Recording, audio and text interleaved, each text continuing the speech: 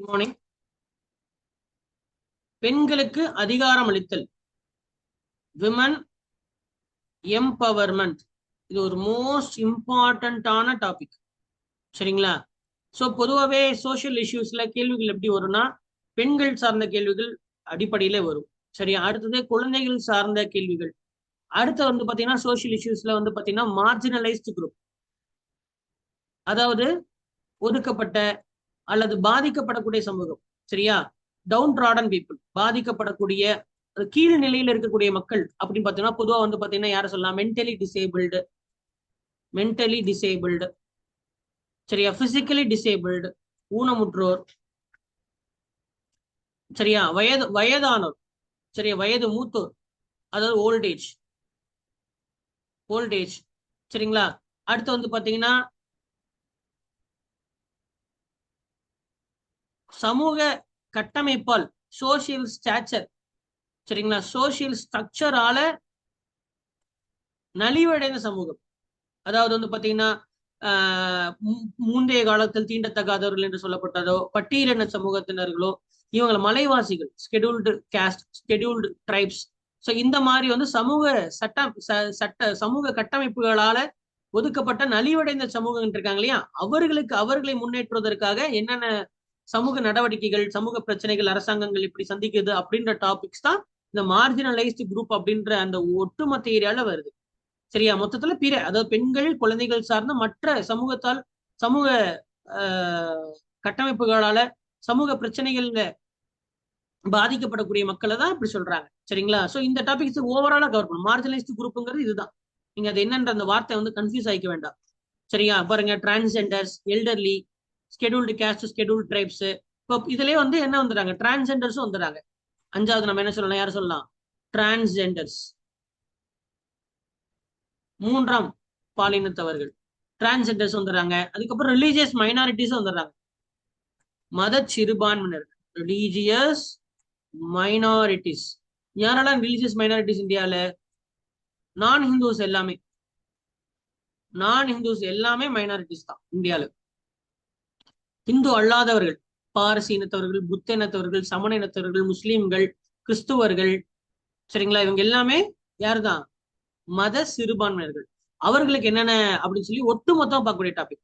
நீங்க மேஜரான அப்ப முதல் சோசியலிஸ்ட்ல முதல் டாபிக் உமன் எம்பவர்மெண்ட்ங்கிறத பார்த்துட்டோம்னா, சரி, மற்ற டாபிக்லாம் நம்ம என்ன பண்ணிடலாம்? ஈஸியா வந்து கவர் பண்ணிடலாம். சோ உங்களுக்கு நல்லா தெரியும், when is international women's day celebrated? சர்வதேச பெண்கள் தினம் எப்பொழுது? March 8. March 8. Very good. March 8. So இந்த முதல் பெண்கள் தினம் அப்படின்றது வந்து பாத்தீங்கன்னா அமெரிக்கால நியூயார்க் நகரத்துல பிப்ரவரி 28 1909 கொண்டாடப்பட்டது. ஃபர்ஸ்ட், அதான் ஃபர்ஸ்ட் வெர்ஷன். 1909 ஃபர்ஸ்ட் இது. அதாவது வந்து ஃபெமினிசம், பெண்ணியம்னு சொல்லுவாங்க இல்லையா, அந்த பெண்ணியம் அப்படின்றத பாத்தீங்கன்னா பிரிட்டன்ல தொடங்கி பிறகு யுஎஸ், இந்த இரண்டு வளர்ந்த நாடுகள்ல இது தொடங்கப்பட்டது. சரிங்களா? எங்க தொடங்கப்பட்டது? இந்த இரண்டு நாடுகள்ல இது தொடங்கப்பட்டது. இதுக்கப்புறம் கவர்மெண்ட் என்னென்ன ஸ்கீம் கொண்டு வந்திருக்காங்க? அதாவது பெண்ணியம்ங்கிறது ஆண் பெண் சமம் அப்படின்ற இந்த கோட்பாடு தான். சரியா? ஆனா இந்தியாவில் இருக்கக்கூடிய விமன் ப்ரோக்ராம் அப்படின்றது வந்து பெண்ணியத்தின் அடிப்படையில் இருக்கக்கூடிய ப்ரோக்ராம்ஸ் எல்லாம் கிடையாது. சரியா? ஆமா தானே? பெண்ணுக்கு அதிகாரம் அளித்தல் அப்படின்ற ஒரு ப்ரோக்ராம்ஸ்ங்கிறது பெண்களை பாதுகாப்பது அப்படின்ற ப்ரொடெக்ஷன் பேசிஸ்ல தான் இருக்கு, rather than a feministic view. ஏன்னா ஃபெமினிஸ்டிக் வியூங்கிறது வேற. பெண்ணிய சிந்தனை, பெண்ணிய அந்த அடிப்படையில வந்து சமூகத்துல கவர்மெண்ட் அரசாங்கம் ஸ்டெப் எடுக்குதான்னு பாத்தீங்கன்னா அப்படி கிடையாது. பெண்ணியம் அப்படின்றது ஆண் பெண் சமம்ங்கிறதுனால பெண்ணியவாதிகள் வந்து இப்போ உதாரணத்துக்கு பெண்களுக்கு மட்டும் பஸ்ல ஃப்ரீ அப்படின்னு சொன்னா பெண்ணியவாதிகள் அதை ஏற்றுக்கொள்ள மாட்டாங்க. சரியா? ஆண் பெண் சமம் தானே, அப்ப நாங்களும் டிக்கெட் கொடுத்து போறோம் அப்படின்னு சொல்லுவாங்க இல்லையா? அப்போ அது பெண்ணியம் கிடையாது இல்லையா? உங்களுக்கு வித்தியாசம் புரியுதா? இங்க வந்து விமன் எம்பவர்மெண்ட் அப்படின்றதுக்கும் ஃபெமினிசம் அப்படின்ற அந்த வியூக்கும் வேற. பட் விமன்ஸ் டேங்கிறது it was a brainchild of feminism. It was started in US and Britain. சரியா? பட் இங்க India has a rather a different angle. We focus on women empowerment. we know that they are downtrodden, they are they have so many issues. அந்த issues அவங்க வந்து மீண்டு வர்றதுக்காக social பிரச்சனை, சமூக பிரச்சனைகள்ல அவர்கள் வந்து அவர்களுக்கு அதிகாரத்தை கொடுக்கணுங்கிற அந்த ஆங்கிள் தான் இருக்கு. ஸோ அந்த முதல் ஆங்கிள் பாத்தீங்கன்னா, ஃபர்ஸ்ட் வந்து பாத்தீங்கன்னா பெண் குழந்தைகள் ஃபீமேல் சைல்டு, அந்த பெண் குழந்தைகள் அதிகாரம் அளிப்பதற்காக தான். அந்த பெண் குழந்தைகளுக்கு அந்த பிரச்சனைகளை, பெண் குழந்தைகள் வந்து என்ன பிரச்சனைகள் இருக்கு. ஃபர்ஸ்ட் வந்து பாத்தீங்கன்னா செக்ஸ் ரேஷியோ, பாலின எண்ணிக்கை அப்படின்றதுல வந்து பாத்தீங்கன்னா கம்மியா இருந்தாங்க. அப்போ வந்து என்னது, ஃபீமேல் இன்ஃபான்டிசைட் செய்யப்பட்டது. இன்ஃபான்டிசைட்னா குழந்தைகள் இருக்கும் போதே கொண்டுடுவாங்க, சரியா?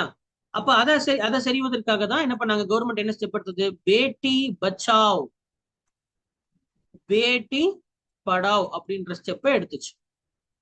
பேட்டி பச்சாவ், பேட்டினா பெண் குழந்தை டாட்டர், பேட்டினா இங்கிலீஷ்ல என்ன சொல்லுவாங்க, ஹிந்தியில இருக்கக்கூடிய பேட்டிங்கிறதுக்கு இங்கிலீஷ்ல டாட்டர். அப்ப உங்களுடைய டாட்டரை படிக்க வைங்க, சரியா? டாட்டரை பாதுகாப்பு செய்யுங்கன்னு சொல்ற அந்த ப்ரோக்ராம் இருக்கு இல்லையா? ஸோ இந்த ப்ரோக்ராம் வந்து செக்ஸ் ரேஷியோ அதிகம் பண்றதுக்கும், அதுக்கப்புறம் பெண் குழந்தைகளை படிக்க வைக்கிறதுக்கும் கொண்டு வரப்பட்ட இந்தியன் ஸ்கீம், சரியா? Indian scheme.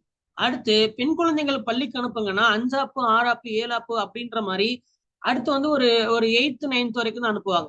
அதுக்கப்புறம் அனுப்ப மாட்டாங்க. 10th ஹையர் ஸ்டாண்டர்ட்ஸோ போக முடியாது. ஸோ அப்போ வந்து என்ரோல்மெண்ட் அதிகப்படுத்தணும். கேர்ள் சில்ட்ரன், பெண் குழந்தைகளுடைய ஸ்கூல் என்ரோல்மெண்ட். நீங்க பாத்தீங்கன்னா உங்களுக்கு ஸ்கூல் என்ரோல்மெண்ட் பத்தியே ஒரு டாபிக் இருக்கு, தெரியுதா உங்களுக்கு? Cross enrolment ratio in schools and colleges அப்படின்ற ஒரு டாபிக் இருக்கு இல்லையா? அதுதான். அப்ப பள்ளிகளுக்கு செல்லணும் அப்படின்றதுக்காக நேஷனல் ஸ்கீம் ஒண்ணு போட்டாங்க, தேசிய திட்டம், national scheme of incentives to girls for secondary education.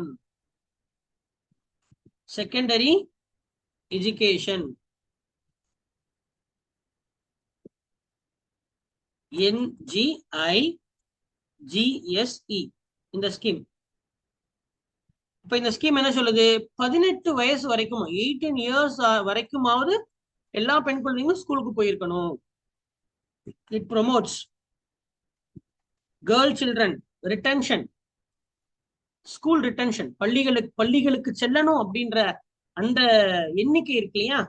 பெண் குழந்தைகள் பள்ளிகளுக்கு 18 வயசு வரைக்குமா ஸ்கூல் போயிருக்கணும் அப்படின்ற எண்ணிக்கை, அதற்காக போடப்பட்ட இந்த திட்டம் தான் NSIGSE அப்படின்ற இந்த திட்டம்.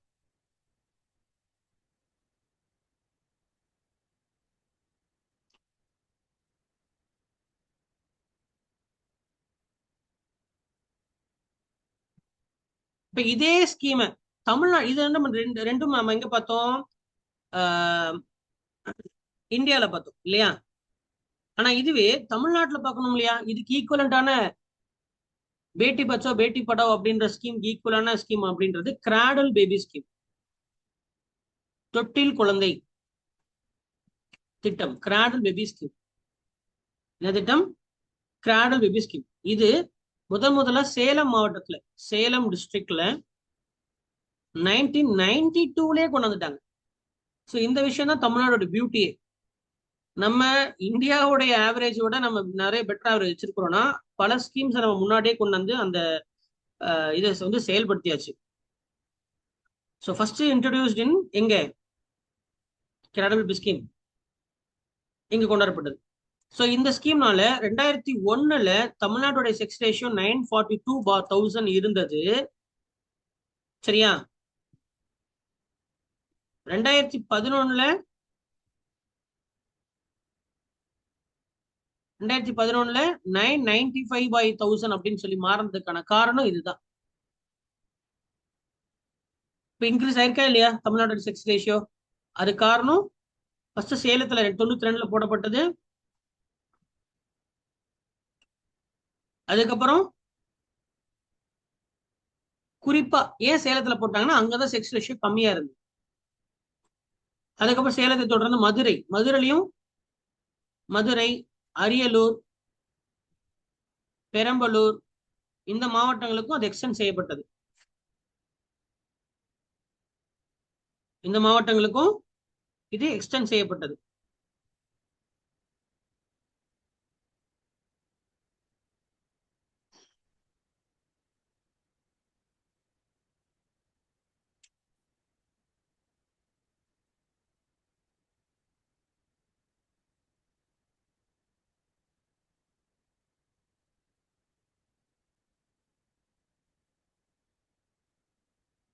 இது இந்த கிராடல் பேபி ஸ்கீமை வேற எப்படி சொல்லலாம் அப்படின்னா, chief minister girl child protection scheme அப்படின்னு கூட அழைக்கலாம்.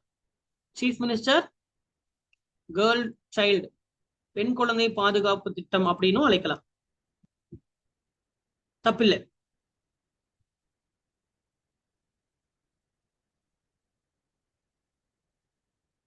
பெண் குழந்தை பாதுகாப்பு திட்டம் அப்படின்னும் அழைக்கலாம்.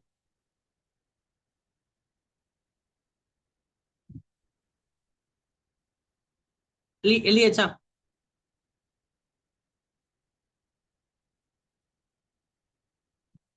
அடுத்தது சென்ட்ரல் கவர்மெண்ட்ல நம்ம வந்து ரெண்டும் சேர்ந்து பார்த்துட்டு இருக்கோம்பா. கரெக்டா கொண்டு போய்க்க. One stop centre, one stop centre OSC அப்படின்ற ஒரு கான்செப்ட் கொண்டாந்தாங்க.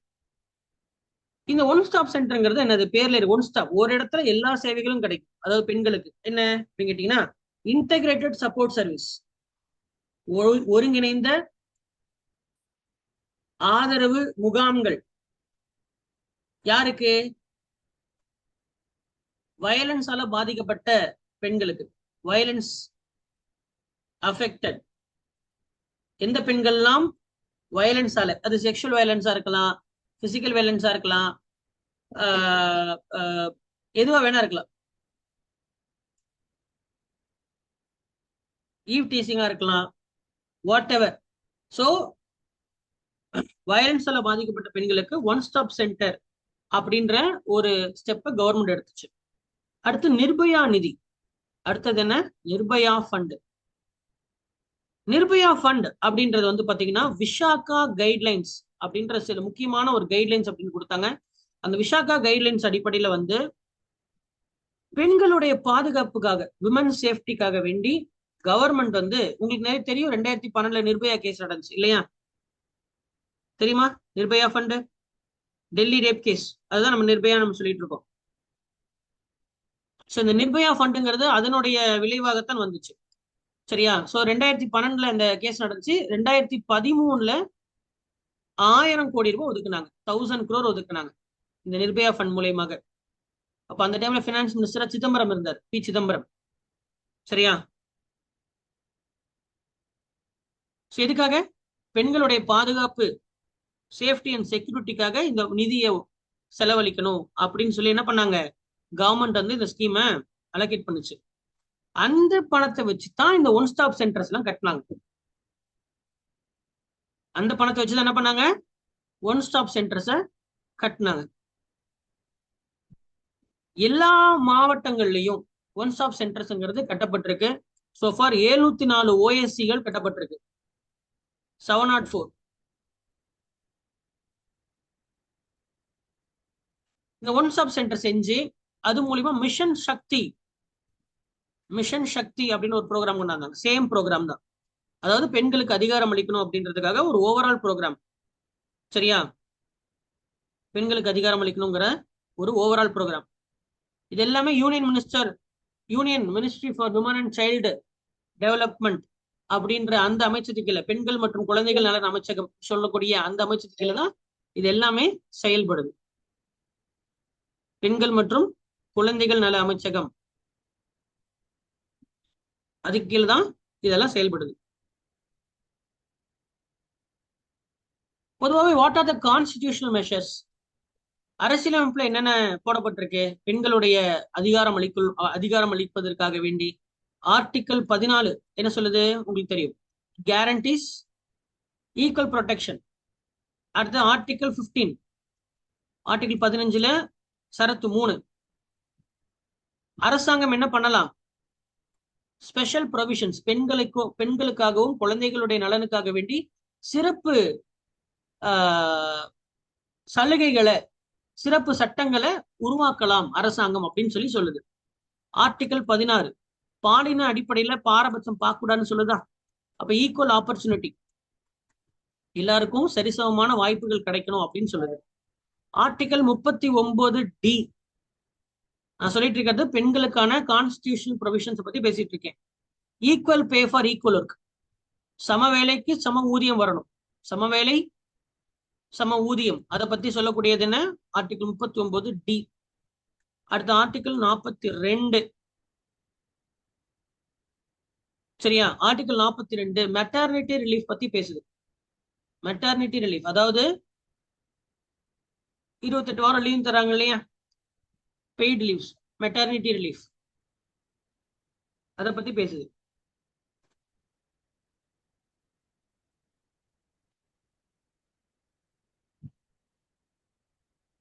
மெட்டர்னிட்டி ரிலீஃப் பத்தி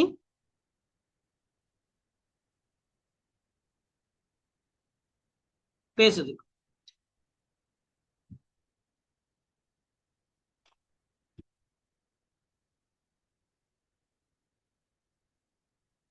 அப்போ நம்ம முன்னாடி பார்த்தது எல்லாமே சோசியலா அவங்களுக்கு வந்து எம்பவர் பண்ணது. இப்போ பேட்டி பச்சாவ் பேட்டி படாவ் சோசியல். இப்போ விமன் எம்பவர்மெண்ட்டை நம்ம பல விதத்துல பார்க்கலாம். சோசியலா பார்க்கலாம், ஹெல்த் வைஸ் பார்க்கலாம், எக்கனாமிக்கலா பார்க்கலாம், அண்ட் பொலிட்டிக்கலா பார்க்கலாம், எப்படின்னா பார்க்கலாம்.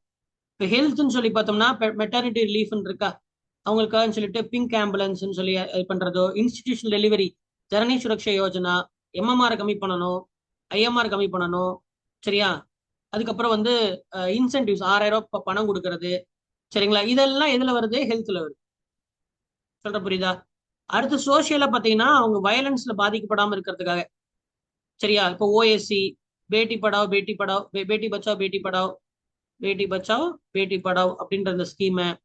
சரியா? அதுக்கப்புறம் கேர்ள்ஸ் ஸ்கூல் சில்ட்ரன்ஸ் வந்து என்ரோல்மெண்ட் ஆகணும் அப்படின்றதுக்காக ஃபண்டு, நிர்பயா ஃபண்டு, மிஷன் சக்தி, மிஷன் சக்தி, இதெல்லாம் அவங்க சோசியலா எம்பவர் பண்றது.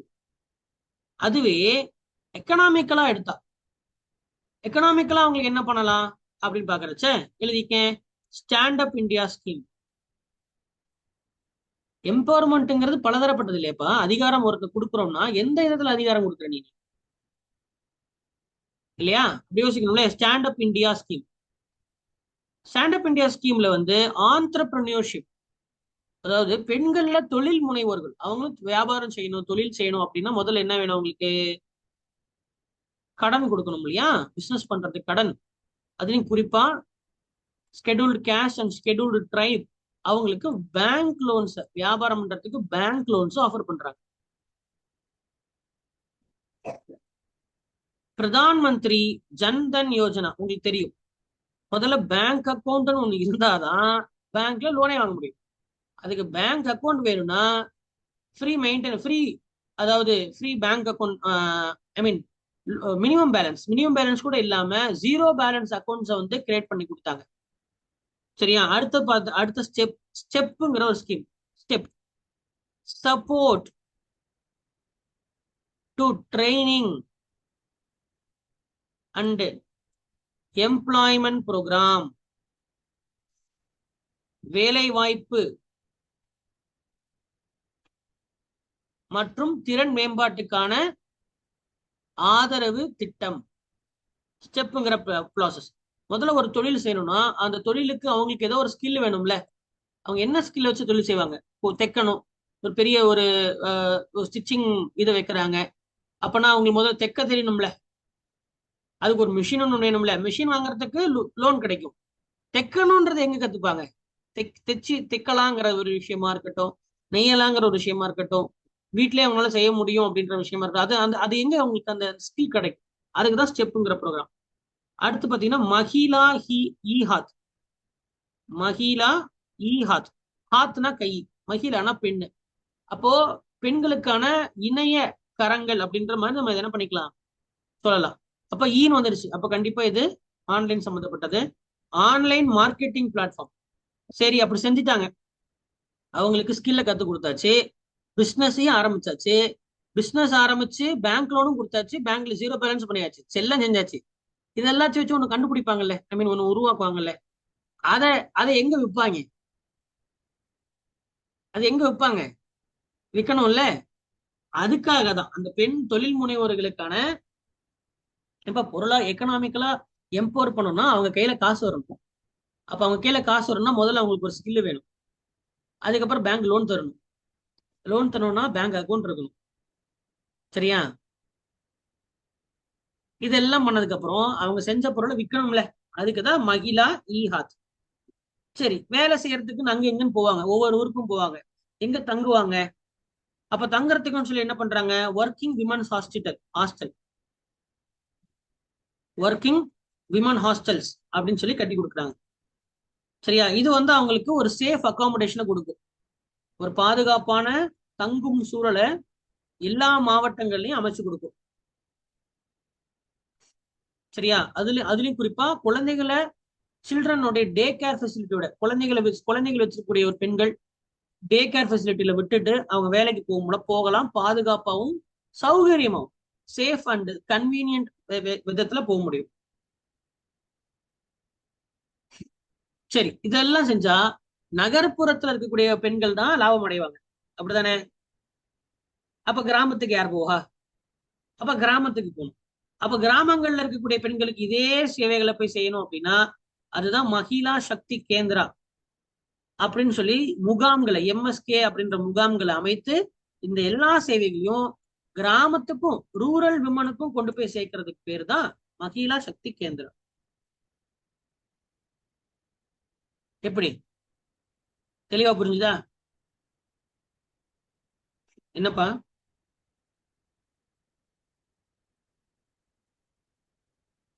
அடுத்து பொலிட்டிக்கலா, அரசியல்ல அவங்களுக்கு சம உரிமை, சம வாய்ப்பு,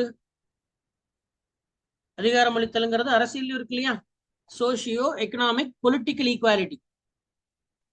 ஆமா தானே? அப்ப அதுல என்ன கொடுக்குறாங்க அப்படின்னு கேட்டா, முதல்ல பொலிட்டிக்கல்ல ஒருத்தங்க எம்பவர்மெண்ட் வரணும்னா அதுக்கு முதல்ல தலைமைத்துவம் அப்படின்னு ஒண்ணு இருக்கணும். அரசியல்னாலே தலைமைத்துவம் தான், லீடர்ஷிப் குவாலிட்டி. அப்ப அந்த லீடர்ஷிப் டெவலப்மெண்ட் ப்ரோக்ராம்ஸ் ஆரம்பிச்சிருக்கு. விமன் லீடர்ஷிப், பெண் தலைமைவாதத்துக்கான வளர்ச்சி திட்டங்கள் ப்ரோக்ராம் டெவலப் பண்ணிருக்காங்க. எங்க? பஞ்சாயத் ராஜ். எங்க? பஞ்சாயத் ராஜ். பஞ்சாயத் ராஜ்ல, உள்ளாட்சியில, கிராம உள்ளாட்சிகள்ல பெண்களுக்கு சரிங்களா தலைமைத்துவத்தை டெவலப் பண்றதுக்கும் அரசியல்ல பங்கு கொள்வதற்கும், பொலிட்டிக்கல் பார்ட்டிசிபேஷன், அரசியல்ல பங்கு கொள்வதற்காக அந்த வளர்ச்சிக்குன்னு சொல்லி தனியாக ஒரு திட்டம் போட்டிருக்காங்க. அதுதான் இது. அதுக்கு ட்ரைனிங். சரியா? அதுக்கு கெப்பாசிட்டி பில்டிங். சரியா? முதல்ல இந்த கவர்மெண்ட் எப்படி நடக்குது அப்படின்றதெல்லாம் தெரியணும்ல. அப்புறம் என்ன பண்ணிருக்கான்? சில தொகுதிகள்ல கோட்டா 30% கவர்மெண்ட் என்ன பண்ணிருக்காங்க, தொகுதிகளை பெண்களுக்குன்னு ஒதுக்கி கொடுக்குறாங்க.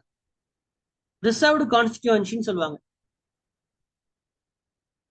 ஒதுக்கப்பட்ட தொகுதிகள், தொகுதி ஒதுக்கி இருப்பாங்க.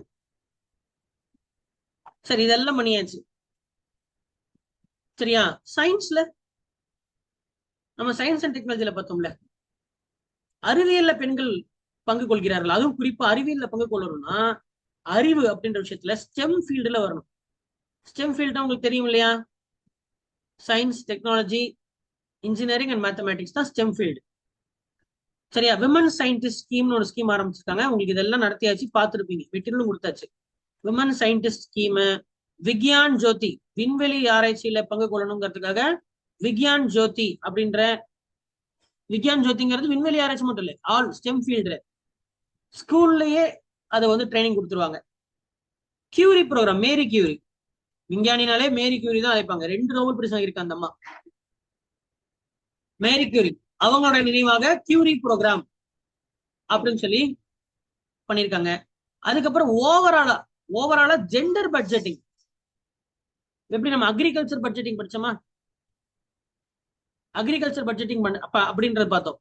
பட்ஜெட்லயே விவசாயத்துக்குன்னு தனியா பட்ஜெட் ஒதுக்குறதுக்கு பேர் தான் அக்ரிகல்ச்சர் பட்ஜெட். அதே போல இந்த பாலின சமத்துவத்தை கொண்டு வருவதற்காக என்ன பட்ஜெட் தனியா ஒதுக்குறீங்க அப்படின்றது தான் ஜெண்டர் பட்ஜெட்னு சொல்லுவாங்க. இது புது வார்த்தைன்னு கன்ஃபியூஸ் ஆயிக்காதீங்க. இப்ப இவ்வளவு ஸ்கீம்ஸ் பார்த்தோமா, இதுக்கெல்லாம் பணம் வேணுமா? அந்த பணத்தை ஒதுக்குறதுக்கு பேர் தான் ஜெண்டர் பட்ஜெட்டிங், வேற ஒன்றும் கிடையாது. அடுத்து வந்து உஜாவாலா ஸ்கீம். இது இந்த ஸ்கீம்ல ஒருத்தங்க மாட்டல, சரியா, வீட்டுல அவங்க வெளியிலேயே விடல அப்படின்னா அந்த கிச்சன்லயே தான் அவங்க இருக்கணும்னு சொல்றாங்கன்னா அந்த கிச்சன்ல ஸ்டவ் வாங்குறது கூட இவங்க பேர்ல தான் வாங்க முடியும். அதான் உஜாவாலா. உங்களுக்கு தெரியும், எல்பிஜி கனெக்ஷன் வாங்கி கொடுக்குற ஸ்கீம் இல்லையா? எல்பிஜி கனெக்ஷன் வந்து பெண் பேர்ல தான் வாங்க முடியும், ஆண் பேர்ல வாங்க முடியாது. சரியா? சோ அதுதான் என்னது, உஜாவாலா ஸ்கீம் வந்து சென்ட்ரலி ஸ்பான்சர்ட் ஸ்கீம். சரிங்களா? இதே பேர்ல உஜ்வாலா உஜ்வாலா திட்டம் உங்களுக்கு தெரியும் இல்லையா? நல்லா கவனிங்க. இதுல 2 பேர் இருக்கு. உஜ்வாலா திட்டம், உஜ்வாலா அப்படின்றது எல்பிஜி ஸ்கீம் வாங்கி கொடுக்கறதுக்கு. உஜாவாலா இன்னொரு திட்டம் இருக்கு. உஜாவாலா, உஜாலா, மொத்தம் 3 திட்டம் இருக்கு. உஜ்ஜுனே வரும். சரியா? உஜ்வாலா அப்படின்றது எல்பிஜி கனெக்ஷன். உஜாலாங்கிறது எல்இடி, வீட்டுக்கு எல்லா வீட்டுக்கும் அஃபோர்டபுள் எல்இடி ஸ்கீம்ஸ். இபி ஆபீஸ்ல பண்ணீங்கன்னா 60 ரூபாய்க்கு எல்இடி பல்ப் வாங்கிக்கலாம். உஜாவாலா இங்க பாருங்க, உஜ்ஜு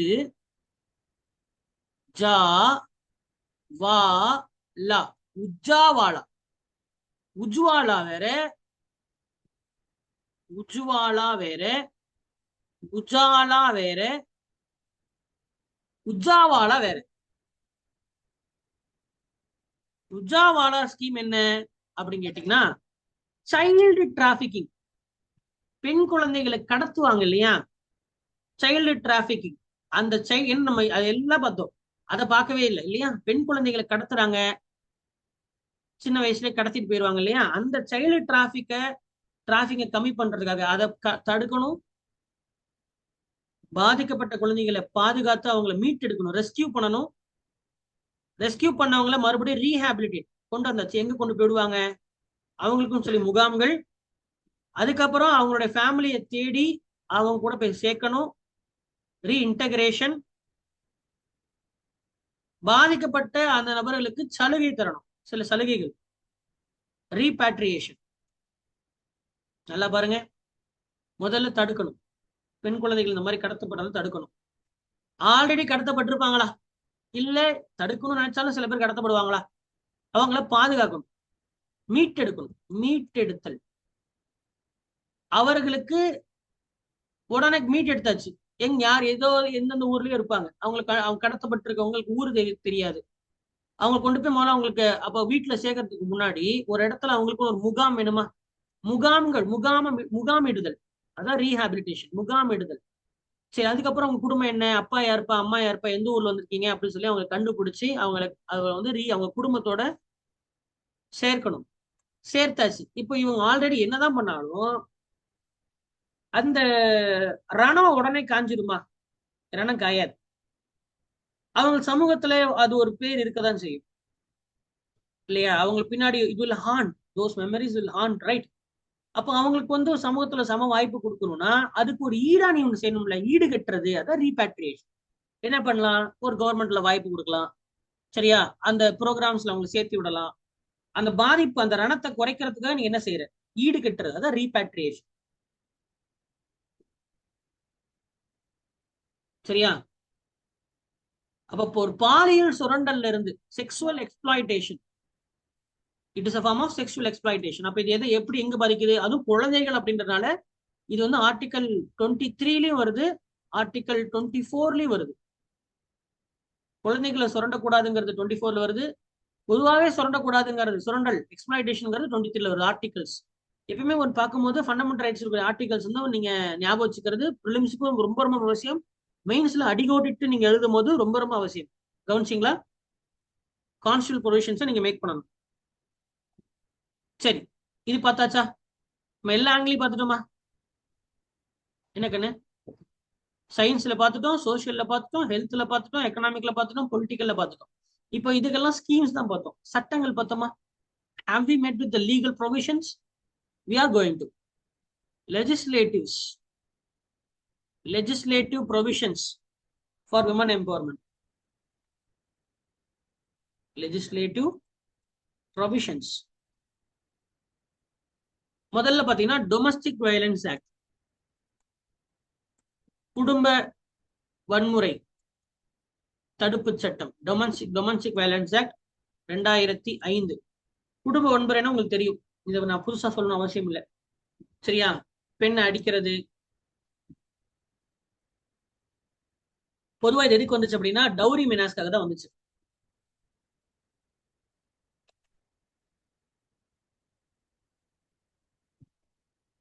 அதுக்கு தனியாவே சட்டம் இருக்கு, டவுரி ப்ரொஹிபிஷன். டவுரி தடை சட்டம் 1961. குழந்தை திருமணம், ப்ரொஹிபிஷன் ஆஃப் சைல்டு மேரேஜ், குழந்தை திருமணம் தடுப்பு சட்டம், சைல்டு மேரேஜ் ஆக்ட் 2006. குழந்தை திருமணம் தடுப்பு சட்டம். இது என்ன பண்ணுச்சு? 18 ஆச்சு, இப்ப 21 ஆயிடுச்சு. உங்களுக்கு தெரியும், அமெண்ட் பண்ணிட்டாங்க. குறைந்தபட்ச ஊதியம், மினிமம் வேஜஸ் ஆக்ட், குறைந்தபட்ச ஊதிய சட்டம் 1948. பெண்களுக்காகவும் சரி, பொதுவாக தொழில் செய்பவர்கள் எல்லாத்துக்கும் குறைந்தபட்சம் இவ்வளவு ஊதியமாவது கொடுக்கணும் அப்படின்ற அந்த ஊதிய ஊதிய நிர்ணயத்தை இந்த குறைந்தபட்ச ஊதிய நிர்ணய சட்டம் தெளிவுபடுத்துது. அடுத்து சம ஊதிய சட்டம், ஈக்குவல் ரெமுனரேஷன் ஆக்ட், சம ஊதியம். அந்த குறைந்தபட்ச ஊதியம் கூட ஆணுக்கு ஒரு ஊதியம், பெண்ணுக்கு ஒரு ஊதியமா இருந்துச்சு. அதை தெளிவு பண்ற சட்டம் தான் குறைந்தபட்ச ஊதிய, அதாவது சம ஊதிய சட்டம். சம ஊதிய சட்டம் 1976. 1976. அடுத்தது மெட்டர்னிட்டி பெனிஃபிட் 1961. மெட்டர்னிட்டி பெனிஃபிட் உங்களுக்கு தெரியும். ஸோ அவங்களுக்கு மெட்டர்னிட்டி லீவு தருவாங்க, பெய்டு லீவ். 1961. பணி செய்யும் இடத்தில் பாலியல் சுரண்டல்களுக்கு எதிரான சட்டம், sexual harassment of women at work place. பணி செய்யும் இடத்தில் பாலிய சீண்டல்களுக்கு எதிரான சட்டம் 2013. இதை முன்னாடி நான் பார்த்திருக்கேன், சொல்லியிருக்கேன். சரியா? 106வது சட்ட திருத்தம், 106வது constitutional amendment act. Constitutional amendment act வந்து என்னன்னு கேட்டீங்கன்னா 106வது சட்ட திருத்தம். விமன் ரிசர்வேஷன் பில் இப்ப பாஸ் பண்ணியிருக்காங்க. விமன் ரிசர்வேஷன் என்ன சொல்றாங்க? அதாவது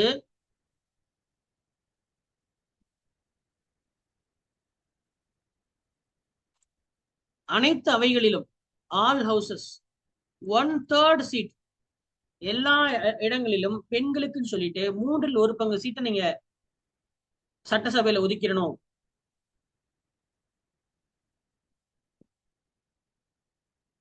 சட்டசபை, பாராளுமன்ற கீழவை எல்லாத்துக்கும், what ever the houses, you should allocate 1/3.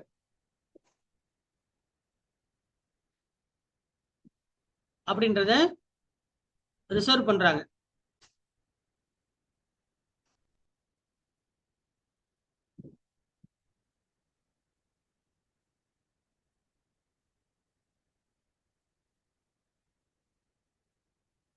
Okay right. உங்களுக்கு சில ஹோம்ஒர்க்.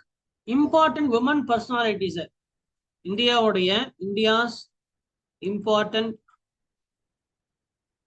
விமன் பர்சனாலிட்டிஸ் எல்லா துறைகளிலும் ஒரு 25 நேம்ஸ் உங்களுக்கு தெரிஞ்சிருக்கணும். வித் தேர் கான்ட்ரிபியூஷன்ஸ், எந்த துறையில அவங்க சாதிக்கிறாங்க அப்படின்ற அந்த அவங்களுடைய சாதனைகளும் அவர்களுடைய பெயர்களும் ஒரு குறைந்த 25 பேராவது நீங்க தேடி பிடிச்சி எழுதிட்டு இருந்தாரு. ஸோ இந்த டாபிக் அவ்வளவுதான்.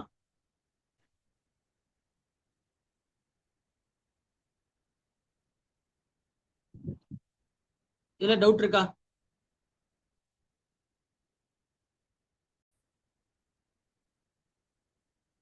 நல்லது. இப்ப நம்ம வந்து பெண்கள் வந்து இந்திய பெண்கள் அதிகாரம் அளித்தலுக்காக இந்தியாவில் என்ன நடவடிக்கை எடுத்தாங்க? எல்லா துறைகளிலும் சமூக சமூக அடிப்படையில, நிதி அடிப்படையில, அரசியல்ல, அறிவியல்ல, எல்லாத்துலயுமே பாத்தீங்கன்னா நம்ம எப்படி பெண்ணுக்கு அதிகாரம் அளித்தாங்கன்னு பார்த்தோம். இதுவே தமிழ்நாட்டுல அப்படி எடுத்துக்கிட்டீங்கன்னா, இப்போ அந்த பெண் அப்படின்றது பெண்கள் பெண்கள் அப்படின்ற முதிர் பெண்களுக்கு மட்டும் கிடையாது. சரிங்களா? அடல்ட் விமன் மட்டும் இல்லாம சைல்டு அப்படின்ற ஃபீமேல் சைல்டு அப்படிதுக்கும் அது பொருந்தும். அப்ப இந்த சைல்டு வெல்ஃபேர் மெஷர்ஸ் அப்படின்ட்டு நம்ம இதை பார்க்கலாம். ஸோ இது நீங்க தனித்தனியா நீங்க பார்க்கணும்னு அவசியம் இல்லை. இப்போ உதாரணத்துக்கு கீழே பாத்தீங்கன்னா பாத்தீங்கன்னா லுக் அட் சைல்டு லேபர் இஷ்யூஸ்னு இருக்கா? நீங்க வந்து லுக் அட் சைல்டு லேபர் அப்படின்ற மாதிரி இருக்கு. Child education, school drop outs, gender disparity, இந்த டாபிக்ஸும் இதுல அடங்கும் நான் சொல்ல வரேன். சரியா? டொமஸ்டிக் வயலன்ஸ் அப்படின்றதா இருக்கட்டும், இதெல்லாம் விமன் எம்பவர்மெண்ட் எப்படி வருதோ, சைல்டு எஜுகேஷன், சைல்டு லேபருங்கிற தனி டாபிக். ஆனா சைல்டு சம்பந்தப்பட்ட விஷயங்கள் எல்லாத்தையும் நம்ம இதுல சேர்த்தே பாக்குறோங்கிறது உங்களுக்கு நான் நினைவு கூறுகிறேன். சரியா? சரி, இப்போ தமிழ்நாடு என்ன ஸ்டெப் எடுத்திருக்கு அப்படின்னு பாத்தீங்கன்னா, தமிழ்நாடு ஸ்டெப் அப்படின்றது விமன் வெல்ஃபேர் பெண்கள் நலனுக்காக இப்ப ரீசெண்டா நியூஸ்ல அடிப்பட்டது வந்து புதுமை பெண் திட்டம், புதுமை பெண் ஸ்கீம் பார்த்தோமா? அடுத்து வந்து பாத்தீங்கன்னா இதுக்கு இணையான தமிழ் புதல்வன் திட்டம். சரியா? அடுத்து என்ன பண்ணாங்க? Free travel for women. அடுத்து ரொம்ப வருஷமா நடந்து கொண்டு இருக்கக்கூடிய மேரேஜ் அசிஸ்டன்ஸ் ஸ்கீம், திருமண உதவி திட்டம், மேரேஜ் அசிஸ்டன்ஸ் ஸ்கீம், திருமண உதவி திட்டம். அதுக்கப்புறம் வந்து பாத்தீங்கன்னா பெண்களுக்கான சேவை முகாம்கள், சர்வீஸ் ஹோம். எப்படி இந்த ஒன் ஸ்டாப் சென்டர் இருக்கு இல்லையா, அதுக்கு முன்னவே தமிழ்நாட்டில் இருந்துச்சு. அதுக்கப்புறம் பாத்தீங்கன்னா விதவை மற்றும் ஆதரவற்றோருக்கான நல முகாம்கள், வெல்ஃபேர் போர்டு, விதவை மற்றும் ஆதரவற்றோருக்கான நல முகாம்கள் அப்படின்னு இருக்கு. அதுக்கப்புறம் தமிழ்நாடும் மாநில பட்ஜெட் தனியா வந்து பெண்களுக்குன்னு சொல்லி என்ன பண்ணுது? ஜெண்டர் பட்ஜெட்டிங் பண்ணிட்டு இருக்கு. சரியா? பெண்கள் மாநிலத்துக்கான ஜெண்டர் பட்ஜெட்ங்கிறது செய்து கொண்டுதான் வரப்படுகிறது. அதுவே குழந்தை நலன்ல என்ன பார்த்தோம்? குழந்தை நலன்ல வந்து சைல்டு ப்ரொடெக்ஷன் ஸ்கீம் அப்படின்னும் கிராடல் பேபி ஸ்கீம் அப்படின்னு பார்த்து ஞாபகம் இருக்கா? அதுதான் முதல்ல புதுமை பெண் பார்க்கலாம். புதுமை பெண் அப்படின்ற அந்த திட்டம் இருக்கு இல்லையா, சோ பிபி. இது மூவலூர் ராமாமிர்தம் அம்மையார் அவருடைய நினைவாகத்தான் நினைவு புதுமை பெண் திட்டம். இதுதான் அதோடைய ஃபுல் எக்ஸ்பான்ஷன். சரியா? Full expansion. இது 18 மார்ச் 2022 அனௌன்ஸ் செய்யப்பட்டது. சரியா? இதோடைய முதல் நோக்கம் ஜெண்டர் என்ரோல்மெண்ட். ஸ்கூல்ல பெண் குழந்தைகளுடைய என்ரோல்மெண்ட் இன்க்ரீஸ் பண்றதுக்காக. எங்க இருக்கு? இங்க பாருங்க, சிலபஸ்ல இருக்கா?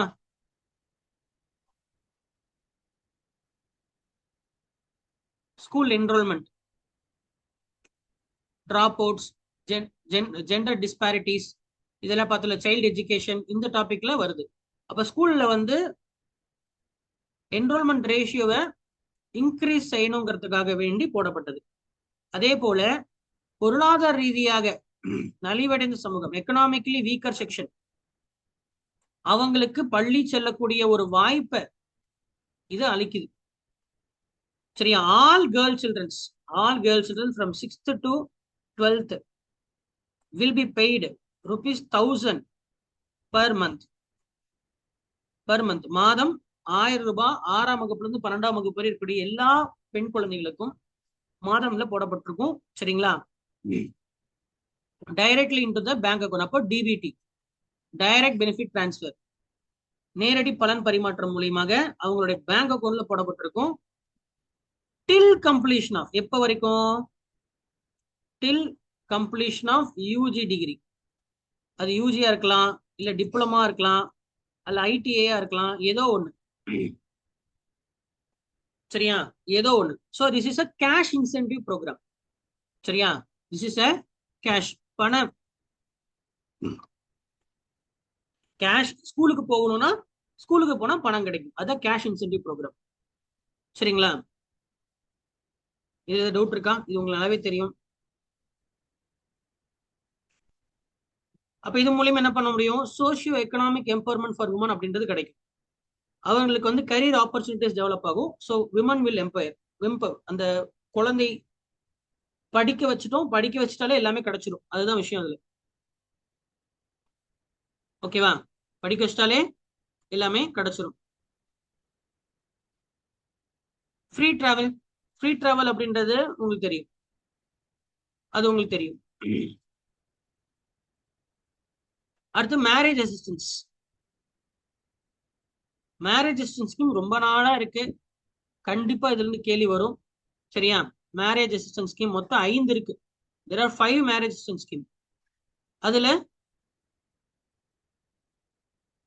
தர்மாம்பாள் அம்மையார், தர்மாம்பாள் அம்மையார் நினைவு நினைவு விதவை மறு திருமணம், விடோ ரீமேரேஜ். தர்மாம்பாள் அம்மையார் விதவை மறு திருமண உதவி திட்டம். அப்ப இது யாருக்கு? விதவை மறு திருமணத்துக்காக செய்யப்படுகிறது. சரியா, விதவை ஆயிட்டாங்க, மறுபடியும் திருமணம் செய்யணும் அப்படின்னா அவங்களுக்கு 15,000 ரூபாய், 15,000 அப்படின்னு கொடுப்பாங்க. சரியா, அதுக்கப்புறம் 10,000 rupees அப்படின்றது நேஷனல் சேவிங் சர்டிபிகேட்ஸ்ல போடுவாங்க. அவங்களுக்கு ஒரு சேவிங் சர்டிபிகேட்டா 10,000. இசிஎஸ்னா டைரக்ட் அக்கௌண்ட்ல போட்டுருவாங்க. சரியா, கொடுத்துருவாங்க.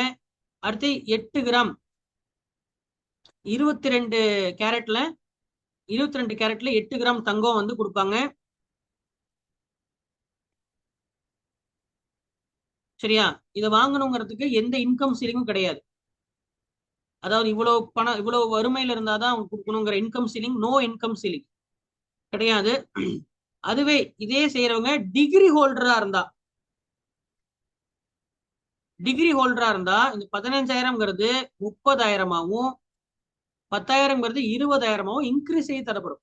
அப்போ விதவையா இருக்கிறவங்க டிகிரி முடிச்சிருந்த விதவையா இருந்தா டோட்டலா அவங்களுக்கு 50,000 கிடைக்கும். டிகிரி முடிக்காதவங்களா இருந்தா 15,000 10,000 கிடைக்கும். அப்ப இதுலயும் என்ன பண்றாங்க? டிகிரி அப்படின்ற ஒரு விஷயத்த முன்மொழிகிறாங்க. டாக்டர் தர்மாம்பாள் அம்மையார் நினைவு விதவை மறு திருமண சட்டம். சரியா, அடுத்தது 2வது. இது ஒரு இந்த ஸ்கீம் புரிஞ்சுதா? இந்த ஸ்கீம் புரிஞ்சிருக்கும். அடுத்து ஈவேஆர். ஈவே தமிழ்ல ஈவேரா. ஈவேரா மணியம்மையார். ஈவேரா மணியம்மையார் நினைவு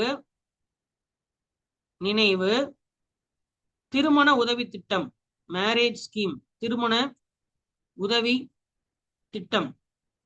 யாருக்காக? For daughters of poor widows. ஏழை விதவைகளின் மகள்களுக்கான, ஏழை விதவைகளின், அது வந்து விதவைகள் மறு திருமணத்துக்காக. சரியா, இந்த ஸ்கீம்லாம் வரதுக்கு முன்னாடி ஒரு விதவையா இருந்திருப்பாங்க.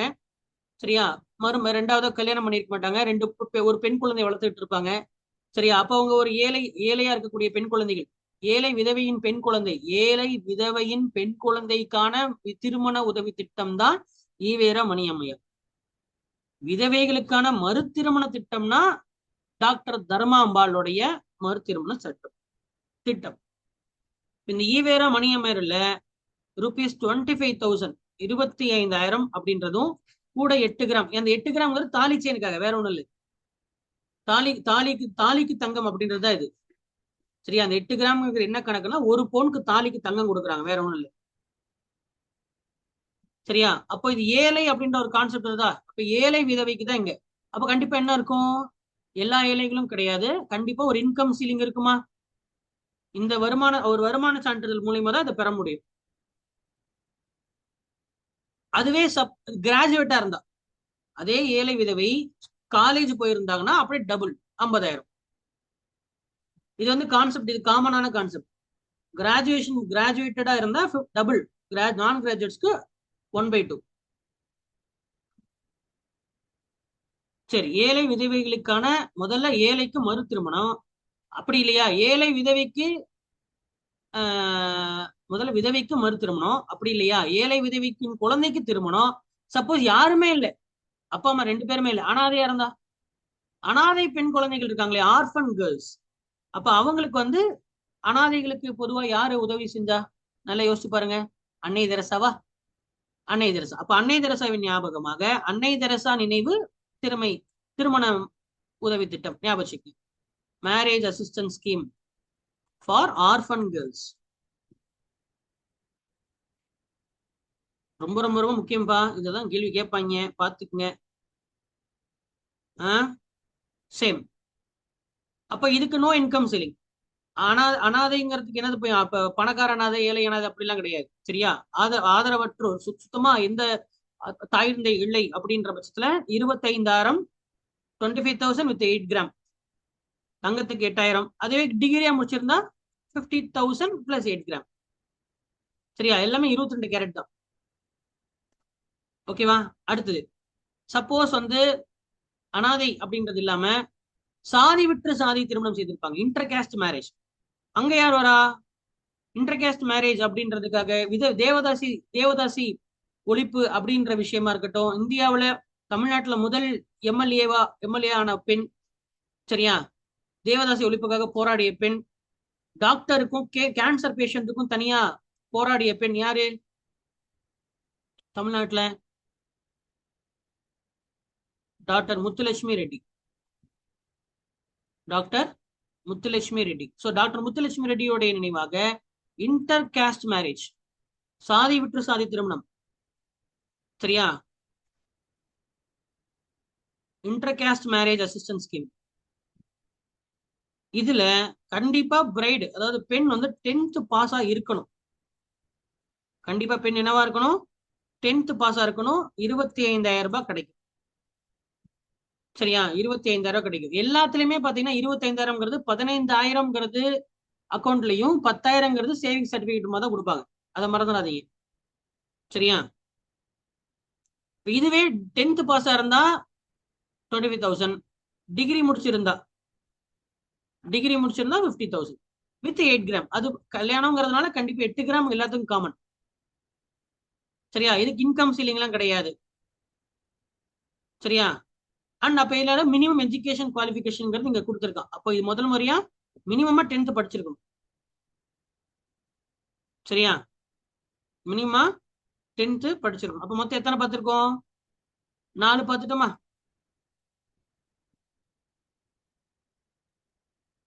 4 பார்த்துட்டோம் சார். திருமணத்துக்கு மொத்தம் 5 சொன்னீங்க, 4 தான் இருக்கு. அந்த 5வது ஒண்ணு இருக்கு இல்லையா, அதுதான் மூவாலூர் ராமாமிர்தம் அம்மையார் நினைவு திட்டம் அப்படின்றது. இப்ப என்னவா மாத்திட்டாங்க? புதுமை பெண் திட்டமா மாத்திட்டாங்க. மூவாலூர் ராமாமிர்தம்ங்கிறது உயர்கல்விக்கான உதவி திட்டம். இதுதான் என்ன பண்ணிட்டாங்க, மாசம் 1000 ரூபாய் அப்படின்ற மாதிரி மாத்திட்டாங்க,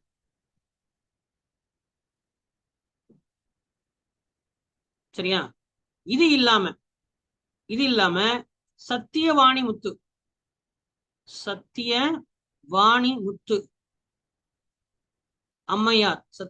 முத்து அம்மையார் நினைவு ஃப்ரீ சப்ளை சூயிங் மிஷின், தையல் இயந்திரம், இலவச தையல் இயந்திரத்துக்கான திட்டம், free supply of sewing machines, இலவச தையல் இயந்திரத்துக்கான நினைவு திட்டம் யார் பேர்ல இருக்கு? சத்தியவாணி முத்து அம்மையார் மூலியமாக, சரியா? ஃப்ரீ சப்ளை யாருக்கு? விதவைகள், ஆதரவற்ற பெண்கள், நலிவடைந்த சமூகத்தை சார்ந்த பெண்கள், இவங்களுக்கெல்லாம்.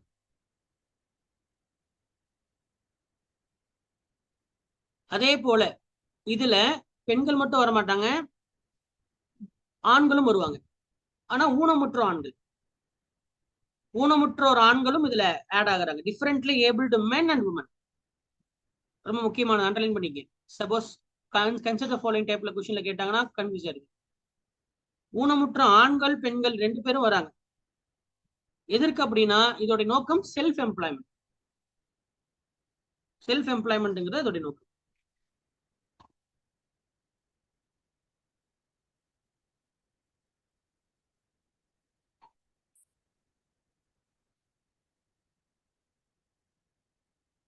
செல்ஃப் எம்ப்ளாய்மெண்ட்ங்கிறது தான் இதோடைய நோக்கம்.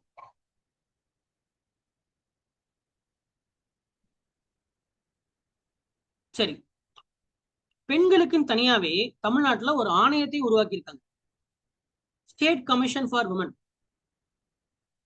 பெண்களுக்கான தனியான மாநில ஆணையம், ஸ்டேட் கமிஷன் ஃபார் விமன், 1993 உருவாக்கப்பட்டது. It is a statutory body, சட்டத்தால் உருவாக்கப்பட்ட ஒரு அமைப்பு. சட்டத்தால் உருவாக்கப்பட்ட அமைப்பு.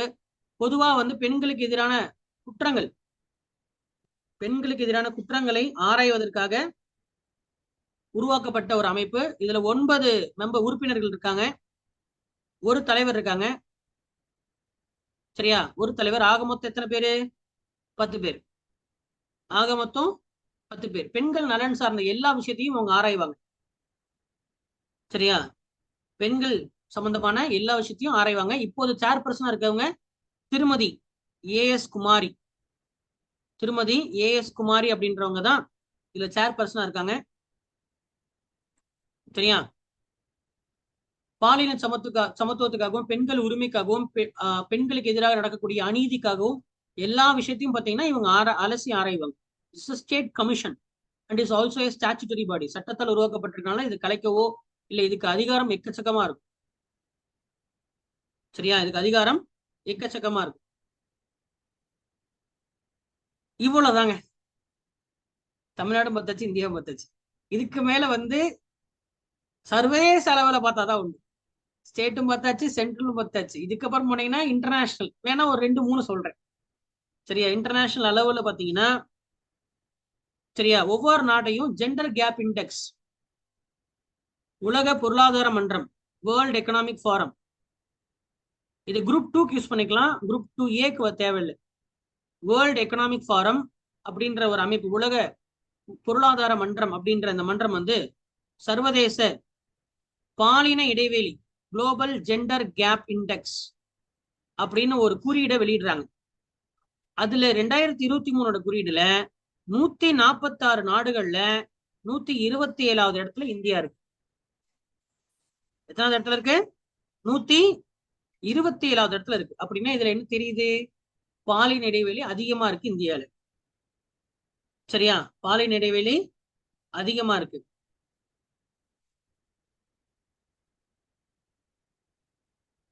நேஷனல் கமிஷன் ஃபார் உமன், எப்படி ஸ்டேட் கமிஷன் இருக்கோ அதே மாதிரி தேசிய பெண்கள் ஆணையமும் இருக்கு. அதே போல நேஷனல் கிரைம் ரெக்கார்ட்ஸ் பியூரோ, குற்ற அறிக்கை, குற்ற ஆவண அறிக்கை அப்படின்னு சொல்லலாம். சரியா? தேசிய குற்ற ஆவண அறிக்கை, குற்ற ஆவணங்கள், எவ்வளவு குற்றங்கள் நடக்குது அப்படின்றது. 50% ஆஃப் விமன் டெத், பெண்கள் பெண்கள் அதாவது பெண்களுடைய சூசைடு, 50% பெண்கள் சூசைடுங்கிறது வந்து குடும்ப பெண்களா தான் இருக்கிறாங்க அப்படின்னு சொல்றாங்க. அதாவது ஒரு குடும்ப பெண் சூசைட் பண்ணிக்கிறாங்க அப்படின்னா அது பொதுவாகவே டொமஸ்டிக் ஹராஸ்மெண்ட் ஆகவோ இல்ல விமன் டொமஸ்டிக் வயலன்ஸ் ஆகவோ இதுதான் காரணமாக இருக்கும் அப்படின்னு சொல்லிட்டு நேஷனல் ஃபேமிலி ஹெல்த் சர்வே, அதுலயும் நம்ம காமிச்ச ஞாபகம் இருக்கா? 5th national family health survey போயிட்டு இருக்குன்னு சொன்னேன் இல்லையா?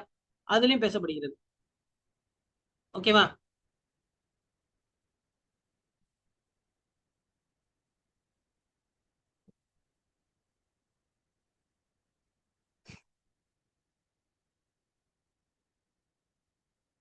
ஐநா, யுஎன்,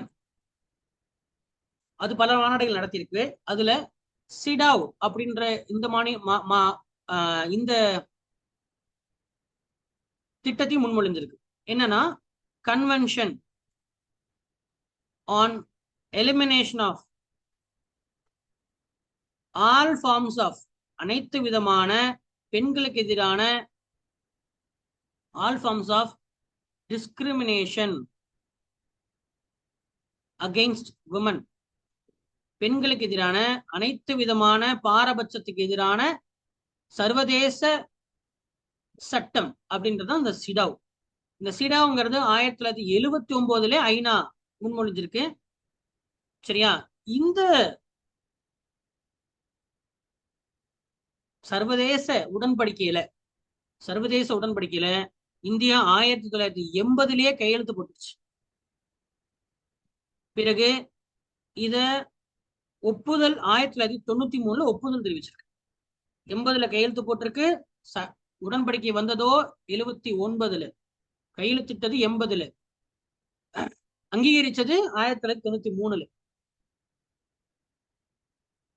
அது மட்டும் இல்லாம எஸ்டிஜி, சஸ்டைனபிள் டெவலப்மெண்ட் கோல் அப்படின்னு ஒரு கோல் இருக்கா? எஸ்டிஜி மொத்தம் எத்தனை கோல் இருக்கு? 17 கோல் இருக்கு இல்லையா? அதுல 5வது கோல் என்ன சொல்லுது? ஜெண்டர் ஈக்குவாலிட்டி, பாலின சமத்துவம் அப்படின்றது நீடித்த வளர்ச்சியில ஒரு முக்கியமான ஒரு கொள்கையாக, இலக்காக நம்ம பூமி அங்கீகரிச்சிருக்கு. அவ்வளவுதான். முக்கியமான எல்லா டாபிக்கும் பார்த்தாச்சு. பெண்கள் சம்பந்தப்பட்ட, பெண் குழந்தைகள் சம்பந்தப்பட்ட